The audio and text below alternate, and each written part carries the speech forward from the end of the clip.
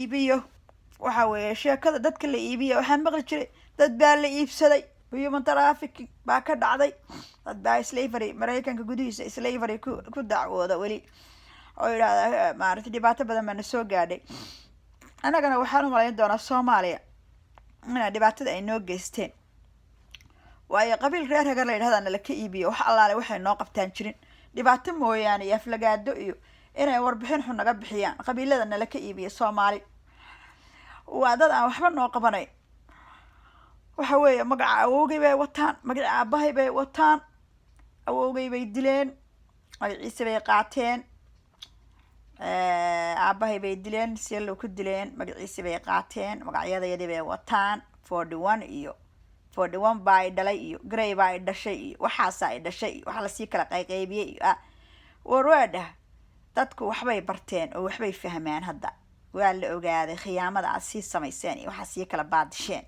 isa dadka u sii kala ambi isa dad sententugoodi dadkooda ugu dislocated ugu samayseen u gadeen waa la idin fahmaya sheekada dhibaatada haysataa ka fahmayna I know all this problem accord you sell my grandfather was fighter after you sell my grandfather and women I am woman baad ku khiyaamaysa you cheated married in women naagti markii u dambeysay awowga looga guuriyay naagihii naagti habar yoonis iyo naagti dambe loo guuriyay awowga dhashay naagahaas aan la ka soo galay labada dumar midna waxa way waxay rabtaa Gray bay rabtaa Bluena waa rabtaa mid waliba waxaan ay rabtaa maalintii ninka la yiraahdo 47 maalintaas dhibaatada noo 7 markuu meesha soo galay 7 ninka la yiraahdo markuu 65 ka markii meesha lagu soo daray 65 ay dhibaatada soo gaadhay 66 baa la joogay waa laga tagay 12 baa laga tagay waxa la galay 65 baa laga tagay haddana waxa dib loogu soo noqday 41 baa dhalay halkaas dib loogu soo noqday 41 baa dhalay 70 baa dhalay waxba ay dhalay adu ala kulli hal hoos dib waxa loogu soo noqday 12 baa dhalay 112 11 in lagu soo noqdo waa laga badin waay waayo 47 waxa noqotay 47 ku dar waa 11 moogta 11 in lagu soo noqdo waa laga badin waay 11 lagu soo noqday maxaa dhacay tuugaana hor wado ayaa waxa dhan ka wada ka dambeeya tuugaan labadaana la hor wado waa 52 halka ka soo bilaabatay 11 baa lagu soo noqday 11 iidi baa la soo qaatay 1kiina dhexda laga saaray waxa halka la isla doontay 12 baa la isla doontay 12 1kii dhexda laga saaray waa dadkii 1ka ahaa way 1 waa 1kii meel cidla lagu tuuray 1kuna waa ayo waa 41 ka way 1ka markii koob xata 41 stab 1 way baahid moogta stab 4 ki stab 4 laha ayaa stab kii laha baaba lagu joojina lagu celinayo bliska ahayo blue aaba meesha laga saa Gray iyo waxaan aqoon iyo black kale iyo la soo gal marka Soomaaliya horta cidna kama aqli badinin khiyaamadina waa la fahmay tuuganimadina waa la fahmaya waxaad nagu sameeyso dhan waan aragnaa wax naga kiin qabanaya male adduun weynuhu naga kiin qaban maayo dawladda Mareykanka hadda maalin dhoon waxaad arki doontaan constitutionka United States ee dadkan farhal galay oo Ibrahim Lincoln iyo James Madison iyo ayaga oo caruurooda raadsanaya gabdhahooda raadsanaya kuwa sii dhaleen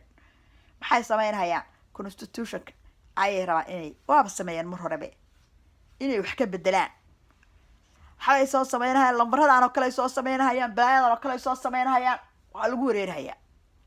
dadka category u sameynayaan dad way u sameeyeen qabiilo laga dhiganaa hadda qabiilo marya laga dhiganaya maryo Gray waaya kaas waa ka qofka la hanti garaysanaya hadda aniga apartmentiga la dalay guri aan gato iska daa house waabal idiid inaan gato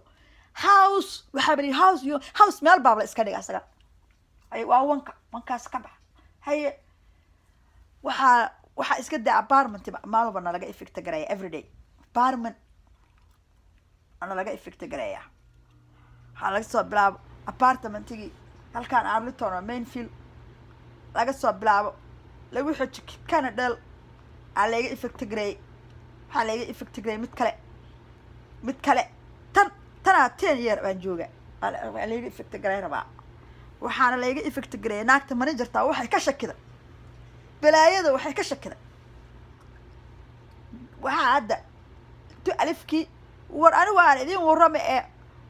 gabadh naagta Tigray iyo Ethiopia markay burburtay ayaa waxaa la xaday lionkii baa la xaday lionkii they steal the lion of Ethiopia fake lion is run around everywhere yeah this is the two alif that you see is the lion. The lion is all this running that you see, all this white hair, stealing is bad, you know. But I'm telling you, if I show you my father,